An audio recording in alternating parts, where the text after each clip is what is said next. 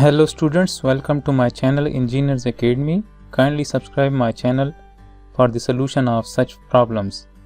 Now I am going to solve this problem 427. In this problem we are given this tower.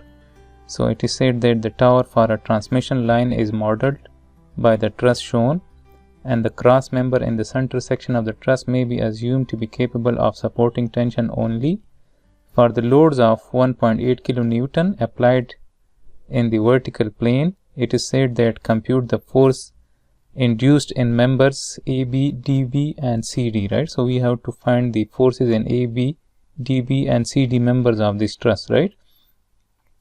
So to solve this problem, first I will find this angle theta, right? First we need to find this angle theta. So if we consider this triangle ACD triangle, if we consider this ACD triangle, right? So this height is given. So the length of this CD member is given. This is 3 meters. And here it is said that 5 panels at 3 meters, right? So this means that this AE is equal to 3 meters, and similarly this DE, DJ and all these 5 members are equal to 3 meters, right? So we can say that this AE is 3 meters and this DE is 3 meters, right?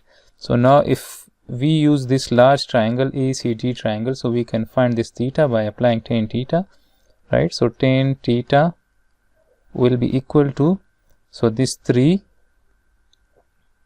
divided by the base of this large triangle ACD triangle. So the base is 3 plus 3, so this is 6, right? So theta will be equal to tan inverse, and this is 3 divided by 6, so this is 1 divided by 2. So then this theta comes out to be 26.56 degrees, right? So now we know this theta.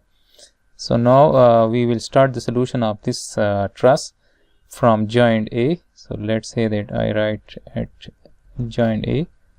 So at this joint A, as we can see that we have this 1.8 kilonewton force which is making 15 degrees with the y-axis. Let's say this is my positive x and positive y-axis, right? So now let me draw a free body diagram of joint A.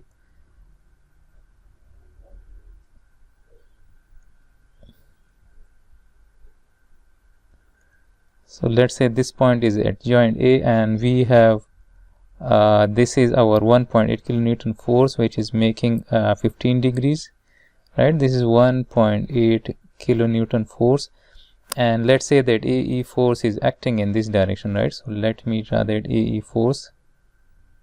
Let's say this is our AE force which is acting in the negative x direction,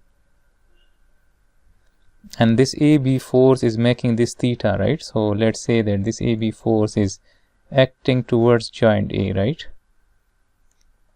So let's say this is that AB force, and this is making 26.56 degrees, and this is that joint A, right? Now if we apply the summation of forces along y equals to 0 at joint A, so then as we can see that this 1.8 kilonewton force has two components, right? So one of its component is acting in this direction, right? So we can say that this component is acting in the negative y direction, so we will write minus 1.8, and this angle is 15 degrees, right? So this minus 1.8 cos of 15 degrees, right? This angle is 15 degrees. And this AB has one component in the y direction, and it is acting like this. So this is acting in the positive y direction, so I will write AB, and if this is the angle, so then this will be the sine component, right? So this is AB sine of 26.56, and this is equal to 0. So when we solve this, so AB comes out to be 3.89 kilonewton, right? 3.89 kilonewton. And since this AB force is acting towards the joint, so this means that this is the compressive force, right? And now if we apply the summation of forces along x equal to 0 at this joint A, so now as we can see that this 1.8 kilonewton force has one component in this direction, right? So and this AB force has one component in this direction along the positive x, right? So we will write that AB, and this will be the cos component, right? So AB is 3.89 cos of 26.56, and again this is acting in the positive x direction, so I will write plus, and this is 1.8 sine of 15 degrees. And similarly, this AE force is acting in the negative x direction, so I will write minus AE equals to 0. And from this equation, AE comes out to be 3.94 kilonewton, right? So this is 3.94 kilonewton. And as we can see that this AE force is acting away from the joint A, so this means that this is the tension force. Now after this, I am going to solve joint H first, right? So joint H, right? So now let's consider that this is our joint H, right? So now at H, as we can see that this 1.8 kilonewton force is again making 15 degrees at this point H, and then there will be force HI in this direction, right? So let's say that the force is acting in this direction, and let's say this is that HI force, right? And similarly, this GH force will be acting towards the joint. Let's say that that force is acting towards the joint. So let me draw that force. So let's say that this is that GH force, right? And this angle is 15 degrees, remember, right? So this is 15 degrees, right? And now as we can see that this triangle and this triangle both are similar triangles, right? And so this means that this theta and this theta both are similar, right? So this means that this theta is again the 26.56 degrees, right? So this means that this GH force is making 26.56 degree angle with the positive x-axis, right? So now again, if we apply the summation of forces along y equals to 0 at joint H, so as we can see that this 1.8 kilonewton force has one component in this direction, that is in the negative y direction, right? So I will write minus 1.8, and that will be the cos component, right? So cos of 15 degrees. And this GH force will have one component in this direction, right? That is in the positive y. So I will write GH, and that will be the sine component, right? So sine of 26.56, and this will be equal to 0, right? So GH will be equal to 1.8 cos of 15 degrees divided by sine of 26.56. So GH force comes out to be 3.89 kilonewton, and as we can see that this GH force is acting towards the joint, so this means that this is the compressive force. And now if we apply the summation of forces along x-axis equals to 0, so then as we can see that this HI is acting in the positive x direction, so I will write HI, and then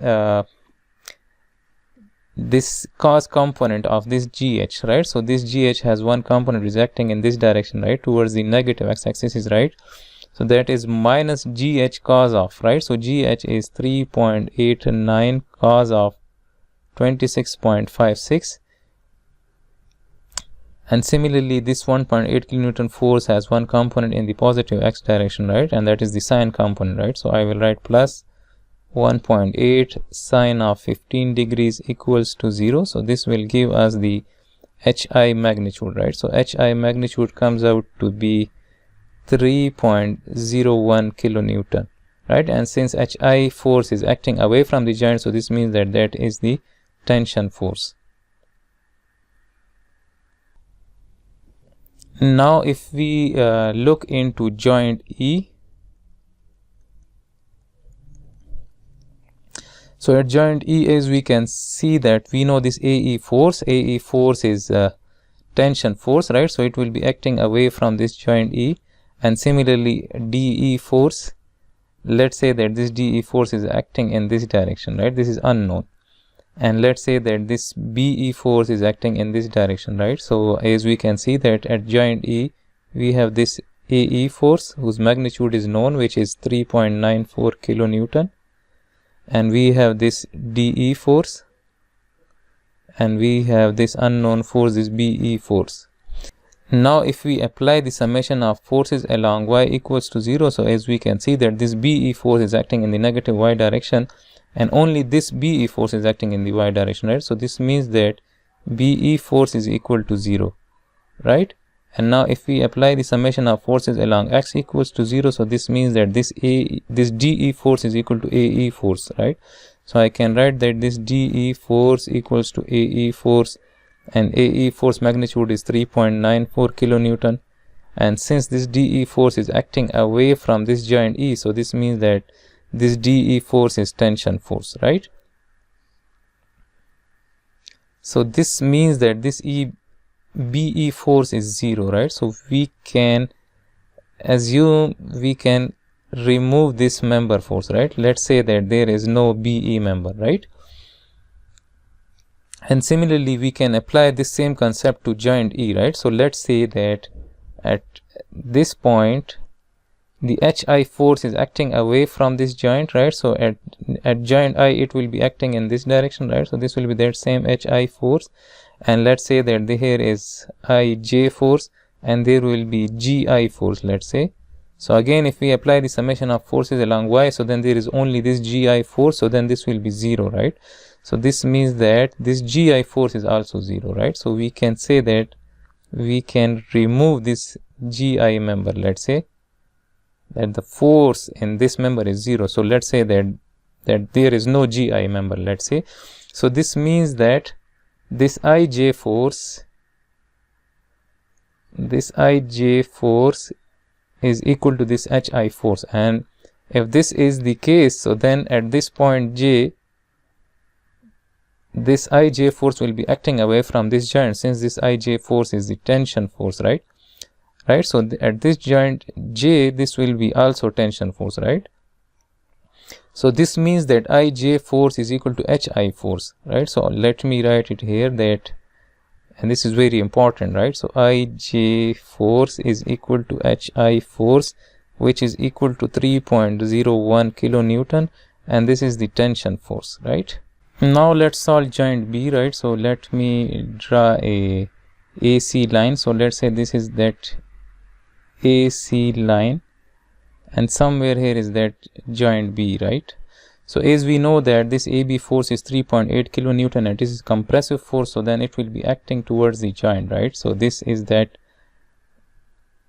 AB force which is acting towards the joint, right? So this is AB and whose magnitude is 3.89 kilonewton, and let's say that this BC force is acting towards the joint. Let's assume that BC force is also acting towards the joint, right? Let's say that this is that BC force, and let's say that this DE force is acting away from the joint, right? This BD force, right? So let's say that this is the BD force and it is making some angle, right? So here it is making some angle. Let's say that this angle is alpha, right? And this is that BD force. Let's say that now this is our positive x-axis, right? Let's say that this direction is my positive x-axis, and let's say that this is my positive y-axis, right? So now if we apply the summation of forces along y-axis is equals to 0, so then as we can see that this BD will have one component in this direction, right? It will have one component like this, and that will be acting towards the positive y, right? So we can say that that will be BD sine of alpha, and only this component of BD, there is no other force in the positive y direction, right? So this is equal to 0. So from this we can say that this BD force is also equal to 0, right? So now we can say that we can just assume that there is no BD member, right? Since the force in this BD member is also 0, right? And from the symmetry, as we have discussed, that this will be the similar case here, right? So this GJ force will also be equal to 0, right? So let me remove this as well, right? So now from this, if we apply the summation of forces along x equals to 0, right? So then we can say that this BC will be equal to AB, right? So BC will be equal to AB, and AB is 3.89 kilonewton, and this BC is acting towards the joint, so this means that this is the compressive force, right? So this is the BC force, right? So now the picture is very clear, right? So now we can solve joint D.